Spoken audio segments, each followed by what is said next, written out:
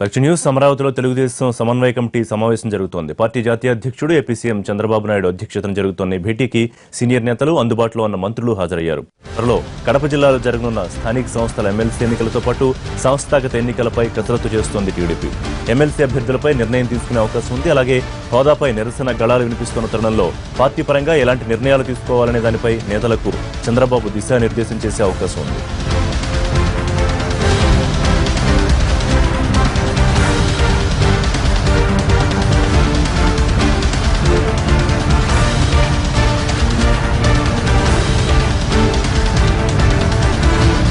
TDP సమన్వయ committee సమావేశానికి సంబంధించి పూర్తి డీటెయిల్స్ మా విజయవాడ కరెస్పాండెంట్ పిఎంఆర్ చంద్రశేఖర్ అందిస్తారు. పిఎంఆర్, టీడీపీ సమన్వయ కమిటీలో ఏ అంశాలు ముఖ్యంగా ప్రస్తావిస్తారు?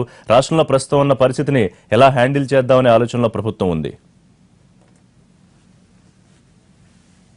క్రితం టీడీపీ సమన్వయ కమిటీ సమావేశం ప్రారంభమైంది. ఈ సమావేశంలో ప్రధానంగా పార్టీ సంస్థాగత ఎన్నికలకు సంబంధించి ప్రధానంగా చర్చ జరిగే అవకాశం ఉన్నట్లుగా మనకు సమాచారం ఉంటుంది. దీంతో పాటుగా ఏదైతే ఎమ్మెల్సీ ఎన్నికలు, గ్రాడ్యుయేట్లకు సంబంధించిన నియోజకవర్గాలకు సంబంధించిన ఎమ్మెల్సీ ఎన్నికలు, అలాగే టీచర్ నియోజకవర్గాలకు సంబంధించిన ఎమ్మెల్సీ ఎన్నికలు జరగబోతున్నాయి. అలాగే కొన్ని స్థానిక సంస్థల కోటాకు సంబంధించి ఎమ్మెల్సీ ఎన్నికలు జరగబోతున్నాయి. ఈ అంశాలన్నింటి మీద కూడా ప్రధానంగా చర్చించే అవకాశం ఉన్నట్లుగా మనకు సమాచారం ఉంటుంది. దీంతో పాటుగా గత కొన్ని రోజులుగా ప్రత్యేక హోదా విషయం మీద కానీ, అలాగే ఏదైతే ముద్రగడ పాదయాత్రకు సంబంధించి కానీ ఏదైతే జరుగుతుందో ఆ అంశాల మీద కూడా ప్రధానంగా చర్చ జరిగే అవకాశాలు ఉన్నట్లుగా మనకు సమాచారం ఉంటుంది. ఇప్పటికే ముద్రగడ పాదయాత్రకు సంబంధించి అనుమతి లేదు అని పోలీసు యంత్రాంగం స్పష్టం చేసిన నేపథ్యంలో ఎప్పుడైతే అనుమతిస్తారో ఆ తరువాత పాదయాత్ర అని చెప్పి ముద్రగడ చెప్పడం జరిగింది. సో ఈ నేపథ్యంలో దాన్ని ఏ విధంగా ట్యాకిల్ చేయాలి అంటే అది సున్నితమైన విషయం. ముద్రగడ పాదయాత్ర విషయం అనే విషయాన్ని పక్కన పెడితే కాపు రిజర్వేషన్ల అంశానికి కానీ, అలాగే ఒక సామాజిక వర్గానికి సంబంధించిన అంశంగా పరిగణలోకి తీసుకున్న క్రమంలో దాన్ని ఏ విధంగా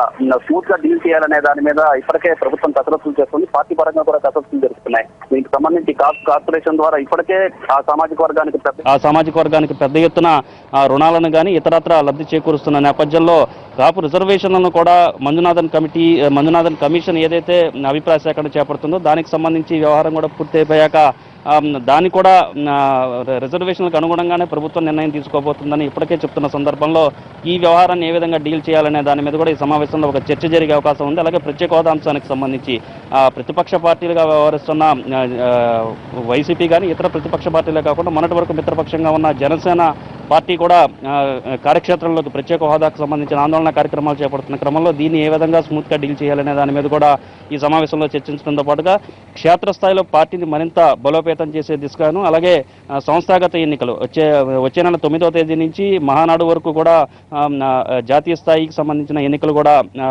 పార్టీకి సంస్థాగత ఎన్నికలు జరగనున్నాయి. సో దీనికి సంబంధించి పార్టీ క్యాడర్ని ఏ విధంగా సిద్ధం చేయాలి, అలాగే పార్టీకి సంబంధించిన కోర్ డాష్ బోర్డ్ని ఏ విధంగా పార్టీ క్యాడర్కి ఏ విధంగా అనుసంధానం చేయాలనే దాని మీద ఈ సమావేశంలో ప్రధానంగా చర్చించనున్నారు. ఋషి, చంద్రశేఖర్, ఆశావాలు ఎక్కువగా ఉన్నారా ఎమ్మెల్సీ ఎన్నికలకు సంబంధించి? బరిలో వారిని ఎట్లా సమన్వయపరిచే అవకాశం ఉంది? అలాగే స్థానిక సంస్థల ఎన్నికల గురించి ఎటువంటి వ్యూహం తీసుకునే అవకాశం ఉంది? ఎమ్మెల్సీకి సంబంధించిన ఆశావాహులు అయితే పార్టీలో అంటే దాదాపు 22 ఎమ్మెల్సీలను మార్చి ఏప్రిల్ నెలలో 22 ఎమ్మెల్సీలకు సంబంధించిన సీట్లు రిటైర్ అవుతున్నాయి. సో ఈ నేపథ్యంలో పెద్ద ఎత్తున ఖాళీలు వస్తున్న క్రమంలో పార్టీ పరంగా చూసుకుంటా అంటే తెలుగుదేశం పార్టీకి దగ్గర 17-18 స్థానాల వరకు తెలుగుదేశం పార్టీ కైవసం చేసుకునే అవకాశాలు ఉన్నాయి. సో మొత్తంగా చూసుకుంటా అంటే పెద్ద ఎత్తున సీట్లు ఖాళీ అవుతున్న నేపథ్యంలో ఆశావాహులు కూడా అదే స్థాయిలో ఉన్నారు. ఒక విచిత్రమైన పరిస్థితి ఏంటంటే మొన్నటి వరకు ఎమ్మెల్సీ ఎన్నికలకు సంబంధించిన హడావుడి ప్రారంభం కాక ముందు వరకు ఏదైతే కార్పొరేషన్ పదవులకు కానీ, కార్పొరేషన్ చైర్మన్ల పదవులకు కానీ, ఇతర నామినేటెడ్ పదవుల కోసం ఎవరైతే ఎదురు చూశారో ఆశావాహులు ఎవరైతే ఉన్నారో వాళ్ళందరూ కూడా ఇప్పుడు ఎమ్మెల్సీ స్థానాల కోసం రేసులోకి నిలుస్తున్న పరిస్థితి కనిపిస్తుంది.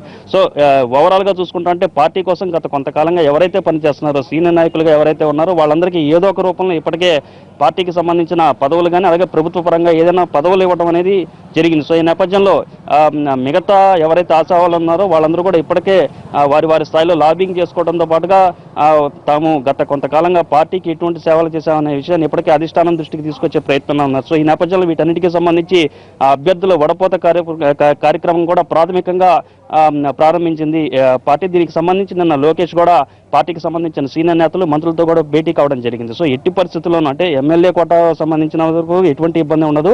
అలాగే కొన్ని జిల్లాలకు సంబంధించి స్థానిక సంస్థల సంబంధించిన స్థానిక సంస్థలకు సంబంధించిన ఎమ్మెల్సీ కోటా వ్యవహారానికి సంబంధించి కూడా ఇబ్బంది ఉండదు. అయితే కడప కానీ నెల్లూరు కానీ ఇటువంటి జిల్లాల్లో స్థానిక సంస్థల కోటా నుంచి ఏదైతే ఎమ్మెల్సీ ఎన్నికలు జరుగుతాయో అక్కడ కొంత పోటీ ఉంది. అలాగే గ్రాడ్యుయేట్ ఎమ్మెల్సీ కానీ టీచర్ ఎమ్మెల్సీ ఎన్నికలకు సంబంధించి కూడా పోటీ జరిగే అవకాశం ఉన్న నేపథ్యంలో వాటిని ఆ స్థానాలను కూడా కైవసం చేసుకునే దిశగా ఎటువంటి వ్యూహాలు రచించాలి, ఆ అన్ని వర్గాలని కూడా పార్టీ పరిధిలోకి తీసుకురావడం కానీ పార్టీకి అనుకూలంగా మార్చే దిశగా ఓట్లు వేయించుకునే దిశగా ఎటువంటి యంత్రాంగాన్ని ఎటువంటి వ్యూహాన్ని రచించాలనే అంశం మీద ఇప్పటికే చర్చలు ప్రారంభమై ఈ సమావేశంలో దానికి సంబంధించి మరోసారి చర్చించే అవకాశాలు ఉన్నట్లుగా మనకు సమాచారం అందుతోంది ఋషి.